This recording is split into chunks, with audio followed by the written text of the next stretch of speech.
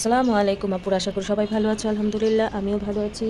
এই যে দেখো সকালবেলা বারান্দায় এসে তোমাদের সাথে কিছু শেয়ার করলাম। এই যে দেখো আমার উস্তা গাছটা মরে যাচ্ছে, কিন্তু কেন মরছে? এত তরতাজা ছিল গাছটা, একেবারে পাতাগুলো অসস করছিল।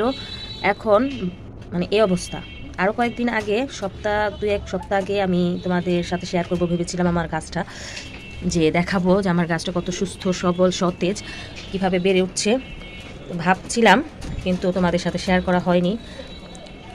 তাই কিছু কিছু জিনিস না ভাবি যে ভাবা মাত্রই কাজ করা। অনেক কিছু দিয়ে ধোকা খেয়েছি জীবনে। কিছু কিছু সিদ্ধান্ত যখন নিতে চাই তখন আর নেওয়া হয় না। ভাবি যে দুই একদিন যাক, আর একটু ভালোভাবে চিন্তা করবো কি না, সেটা ভাবতে ভাবতে দেখি তখন আরও গোলমালে পেকে যায়।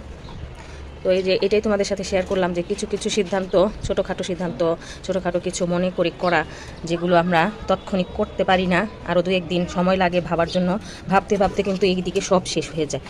তো এই কথাগুলো কেন বলছি, যে আমার গাছটাকে দেখে বলছি। তোমাদের সাথে আমি এই সপ্তাহ দুয়েক আগে বলছিলাম যে শেয়ার করব যে আমার গাছটা কত সুন্দর করে বেড়ে উঠছে এত ছোট্ট একটা টবের মধ্যে।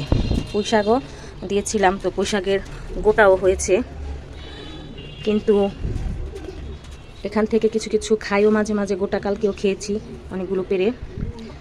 আর গাছগুলো এত সুন্দর করে বেড়ে উঠছিল, কিন্তু এখন মরে যাচ্ছে।